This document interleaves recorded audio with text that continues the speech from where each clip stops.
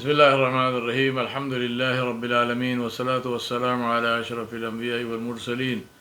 Muhammadur Rasulullah sallallahu alayhi wa ala alihi wa sahbihi wa sallam tasliman kathiran kathira. From my badu, my brothers and sisters, the topic of my khutbah today is Dawah is the true treasure. I want to begin by quoting one of the greatest of our modern scholars, Maulana Sayyid Abul Hasan Ali Nadwi, rahmatullah alayhi, in his address to Muslims living in the UK and the United States. I have paraphrased some of what he said in my own words. The advice is beyond price. I hope I do it justice. He said, Allah subhanahu wa ta'ala has given you a gold mine. Actually, it is more than that. It is a diamond mine. The mine of restless souls, agitated minds and hearts, seeking peace and closeness to Allah subhanahu wa ta'ala. This is something that the great scholars and pious people of old dreamt of and begged Allah subhanahu wa ta'ala for. But Allah subhanahu wa ta'ala in His infinite wisdom gave it to you. Don't squander it. Don't waste it. I ask Allah to give you the new world in a way that you will discover the new world. Here you are living in a new land, under a new sky. Don't import your sectarian disputes, your petty hatred and conflicts into this land.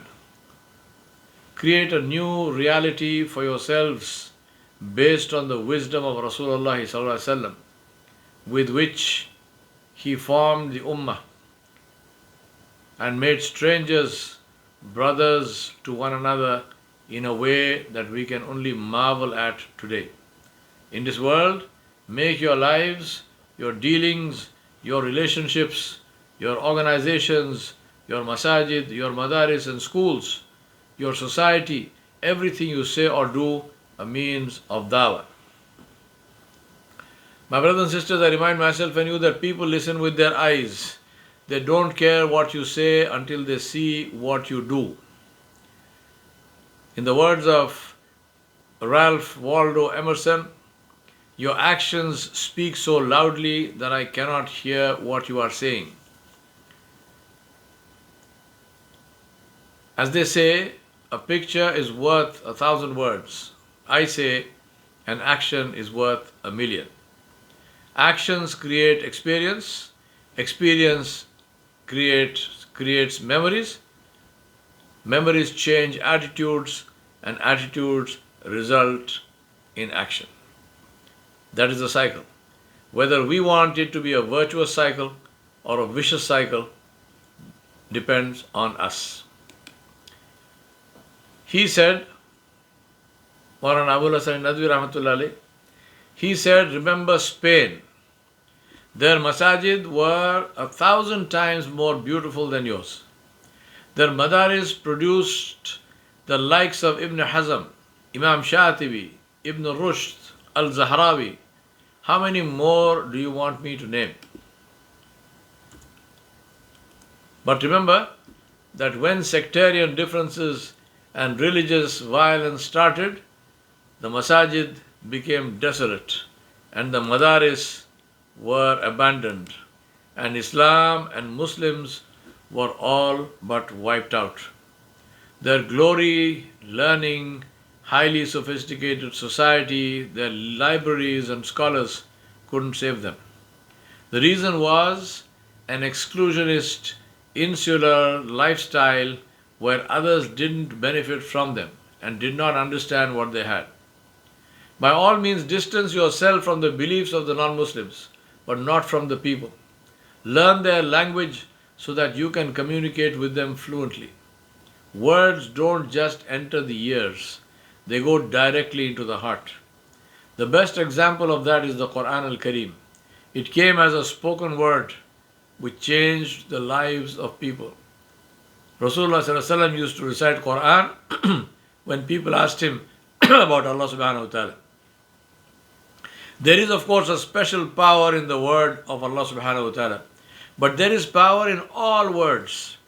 Just see what happens to you if somebody curses you. You know what he is saying is false, but his words create measurable physiological effect in us. Communication is critical to building relationships. Maulana Abul Hasan Nadwi Rahmatullah said, if you continue to live insular lives, engaged in your salah and saum, living behind the closed doors of your masajid and homes, not meeting and building relationships with your neighbors, then remember that what happened in Spain can happen here. I ask Allah subhanahu wa ta'ala for His protection. Even more importantly, we live in a country where they have opened all doors for us to study and work, for healthcare, for politics, for government, even the White House. The only requirement is the willingness to do what it takes. Imagine a time which will come to all of us, without a doubt, where we will stand before Allah subhanahu wa ta'ala. And these people ask, Ya Rab, we gave them everything we had, but they did not introduce you to us. If you are now going to throw us into the hellfire because we did not worship you, what is your decision about them? Our brothers and sisters, we know if we don't tell them, we will answer to Allah. We will answer to Allah. Allah subhanahu wa ta'ala said in Surah Al-Luqman, the advice that Luqman alayhi salam gave to his son, he said, Ya bunay, aqimis salata wa'mur bil ma'rufi wanha 'anil munkar wasbir 'ala ma asabak inna dhalika min 'azmi al-umur. He said, O my son, aqimis salah, establish the salah, enjoin people for al-ma'ruf and forbid people from al-munkar, enjoin them to all that is good and forbid them from all that is evil, and bear with patience whatever befalls you. Verily, these are some of the important commandments ordered by Allah subhanahu wa ta'ala with no exemption. Islam places a huge premium on reforming society, on the promoting of good in society and the prohibition of evil. Sometimes we wonder why there are apparently few examples of social work in our modern sense in Islamic history. But if we reflect on the whole concept of Amr bil Ma'ruf wa Nahy anil Munkar, we realize that not only is there a very powerful focus on social work, but on its fundamentals in society. For example, we praise those who feed the hungry, and of course they are worthy of praise. Then what must you say about the system that abolishes hunger and poverty? We praise those who help others in debt. Then what must we say about a system that abolishes debt? We praise those who help the oppressed. Then what must we say about a system that abolishes oppression? It's another story that today the Muslims are up there with the best of them, racing towards materialistic goals, sacrificing all that Allah subhanahu wa ta'ala ordered us to do, forgetting that one day we will answer to Him. Allah subhanahu wa ta'ala made this absolutely clear in His book, that all humanity are losers except those who have four qualities. Wal asr, innal insana lafi khusr, illa alladhina amanu wa amilu salihati wa tawasaw bil haqqi wa tawasaw bis sabr. Those who believe in Allah, those who do good deeds, those who invite others to the truth, and those who advise people to bear difficulties, and they do the same with patience. Allah subhanahu wa ta'ala made this so clear that He took an oath by time, wal asr, when He declared this fundamental principle of winning and losing.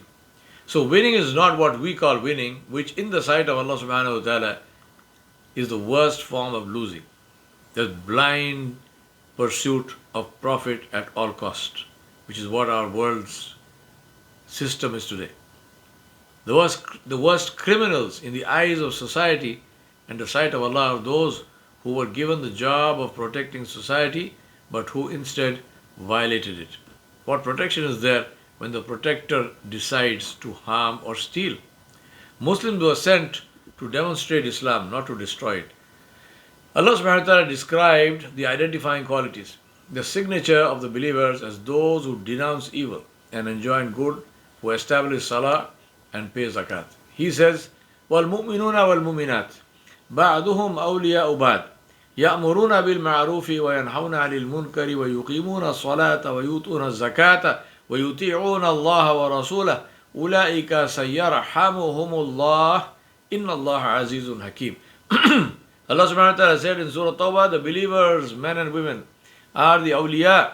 They are the helpers and protectors of one another. They enjoin good, and which is al-maruf, and they forbid al-munkar. They establish as-salah and give zakat and obey Allah subhanahu wa ta'ala and His Messenger sallallahu alayhi wasallam. Allah will have His mercy on them. Allah will have mercy on them. Surely Allah is Almighty and All-Wise. He, Jalla Jalaluhu, praised those who enjoin good and forbid evil, and declared that such people must always be there in any society, and that people must strive to do this work. He said, وَلْتَكُمْ مِنْكُمْ أُمَّةٌ يَدْعُونَ إِلَى الْخَيْرِ وَيَأْمُرُونَ بِالْمَعْرُوفِ وَيَنْهَوْنَ عَنِ الْمُنْكَرِ وَأُولَٰئِكَ هُمُ الْمُفْلِحُونَ. He said, let there arise out of you a group of people inviting to all that is good, which is Islam, and enjoying al-ma'ruf, everything which is good, and forbidding al-munkar, everything which is evil, and it is they who are the successful. Allah subhanahu wa ta'ala honored and distinguished this ummah not on the basis of their worship, but on the basis of their service to society, the foundation of which is Amar bil Maruf and Nahi anil Munkar. This underlines the importance that Allah subhanahu wa ta'ala has given to the reform of society. That is the reason He sent the Anbiya alayhimus salam, and that is the honor that the ummah of the last and final Nabi sallallahu alayhi wasallam was given as a mark of their being chosen to do the work of the Anbiya. With honor comes responsibility, and with that comes accountability. Allah subhanahu wa ta'ala said, كُنْتُمْ خَيْرَ أُمَّةٍ أُخْرِجَتْ لِلنَّاسِ تَأْمُرُونَ بِالْمَعْرُوفِ وَتَنْهَوْنَ عَنِ الْمُنْكَرِ وَتُؤْمِنُونَ بِاللَّهِ. Allah subhanahu wa ta'ala said, you are the best of people, ever raised up for the benefit of mankind. You enjoin good, you forbid evil, and you وَتُؤْمِنُونَ بِاللَّهِ, and you have faith in Allah subhanahu wa ta'ala. There are many ayat which speak of enjoining what is good and forbidding what is evil. That is because of the importance of the issue and the great need that exists for it. It is time for us to take stock of what we are doing to ourselves and our children. Abu Sa'id al-Khudri radiallahu anhu reported that Rasulullah sallallahu alaihi wasallam said, whoever among you sees an evil action, let him change it with his hand by taking action. If he cannot, then with his tongue by speaking out, and if he cannot, then with his heart by at least hating it. And that is the weakest of faith. To do nothing and to say nothing is a sign of sickness of the heart and the weakness of Iman. Changing with the hand is incumbent upon the one who has authority, but he must do it wisely and diplomatically so that the cure is not worse than the ailment. What is critical is that the one who has authority presents a clear example of goodness, because people listen with their eyes. They don't care what you say until they see what you do. Abdullah ibn Umar radiallahu anhu reported that Rasulullah sallallahu alaihi wasallam said, every one of you is a shepherd and is responsible for his flock. The leader of people is a guardian and is responsible for his subjects. A man is the guardian of his family and he is responsible for them. A woman is the guardian of her husband's home and his children, and she is responsible for them. The servant of a man is a guardian of the property of his master, and he is responsible for that. No doubt every one of you is a shepherd and is responsible for his flock. And this hadith is sahih in Bukhari and Muslim.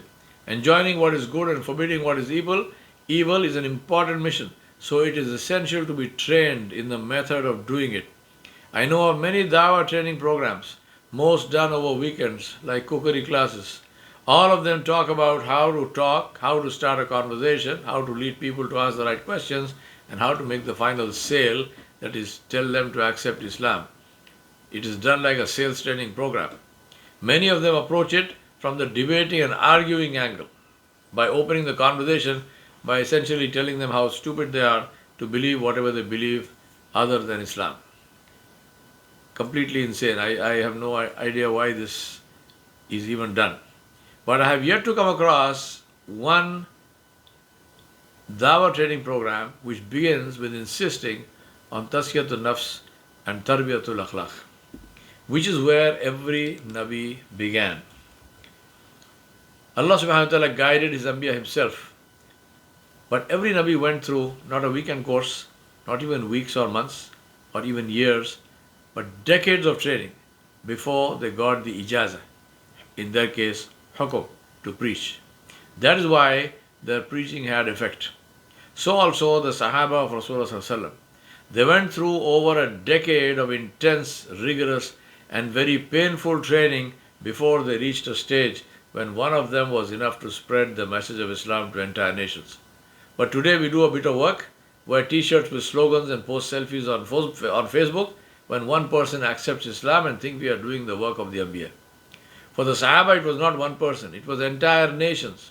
Udu ila sabili rabbika bil hikmati wal ma'izati al hasana wajadilhum billati hiya ahsan inna rabbaka huwa a'lamu biman dhalla an sabilihi wa huwa a'lamu bil muhtadin. Allah subhanahu wa ta'ala said, invite mankind, O Muhammad sallallahu alaihi wasallam, to the way of your Rabb, which is Islam, with wisdom and fair preaching. Hikmah, first, bil hikmati wal ma'izati al hasana. وَجَادِلْهُمْ بِالَّتِي هِيَ أَحْسَنُ, and argue with them in a way that is beautiful, that is better, that is the best. Ahsan. Truly, your Rabb knows best who has gone astray from his path, and He is the best aware of those who are guided.